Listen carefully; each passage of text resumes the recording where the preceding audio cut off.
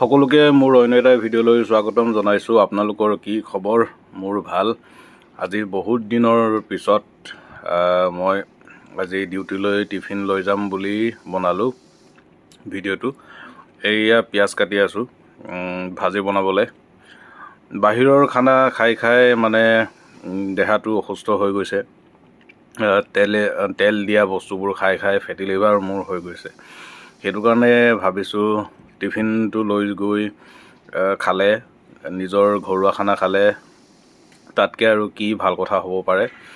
অৱশ্যে ৰাতিপুৱা শুই উঠাটো খুবেই টান, যিহেতু আমাৰ শুৱাটো অলপ খেলি মেলি হয়, দেৰিকৈ হয়। সেইটো কাৰণে ৰাতিপুৱা উঠিবলৈ দিগদাৰ। কিন্তু যদি টিফিনটো বনাই লৈ যোৱা যায় তেতিয়া মানে খুব এটা মানে ভাল লাগে নিজৰ খানাটো খাবলৈ পালে। মানে বাহিৰৰ খাদ্যৰ তুলনাত নিজৰ টিফিনটো যেতিয়া খোৱা যায় তেতিয়া বহুত মানে বেলেগ অনুভৱ হয়। সেই উদ্দেশ্যে স্বাস্থ্যটোৰ প্ৰতি লক্ষ্য ৰাখি আজি আকৌ কষ্ট হ'লেও টিফিন বনাব লৈছোঁ। আপোনালোকে বাৰু কোনে কোনে মোৰ দৰে টিফিন বনাই লৈ যাব বিচাৰে? মানে টিফিন কোনে কোনে লৈ যায় ডিউটিত? বিশেষকৈ ল'ৰা মানুহৰ কথা কৈছোঁ, ছোৱালী মানুহৰ কথা কোৱা নাই। ছোৱালী মানুহবিলাকে পাৰে কৰিবলৈ, মই ল'ৰা মানুহৰ কথা কৈছোঁ। কোনে কোনে লৈ যায় বাৰু টিফিন? আপোনালোকে কমেণ্টৰ যোগেদি জনাব বুলি আশা ৰাখিলোঁ।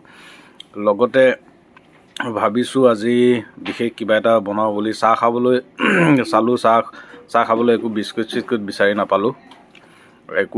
নাপালোঁ। তাকে ভাবিলোঁ আজি কিবা এটা বনোৱা যাওক। এয়া কেৰাহীটো পাতি দিলোঁ। এয়া ঘৰৰ পৰা আনিছিলোঁ পিঠাগুড়ি। ভাবিছিলোঁ মালপোৱা বনাম বুলি, সেইটো কাৰণে পানীটো বেছিকৈ দিয়া গ'ল। এতিয়া মালপোৱাই হয় নে পিঠাই হয় নিজেও ক'ব নোৱাৰোঁ, আৰু বনাই পোৱা নাই জিন্দগীত কেতিয়াও। এয়া প্ৰথম এক্সপিৰিয়েঞ্চ। আৰু দেখিছেনে বাতিটো গোটেই লেতেৰা হৈ গ'ল। মানে প্ৰথমতে হাতেদি কৰিলোঁ, কিন্তু গোটেই হাতটো লেতেৰা হৈ গ'ল কাৰণে অৱশেষত কাঠৰ হেতাদি মিলালোঁ।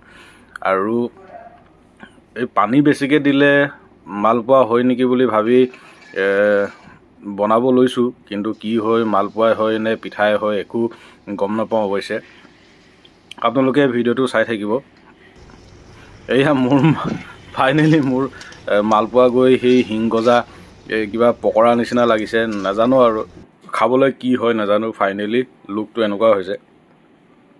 মোৰ পিঠাই হৈছেনে নে মালপোৱাই হৈছে খালেহে গম পাম।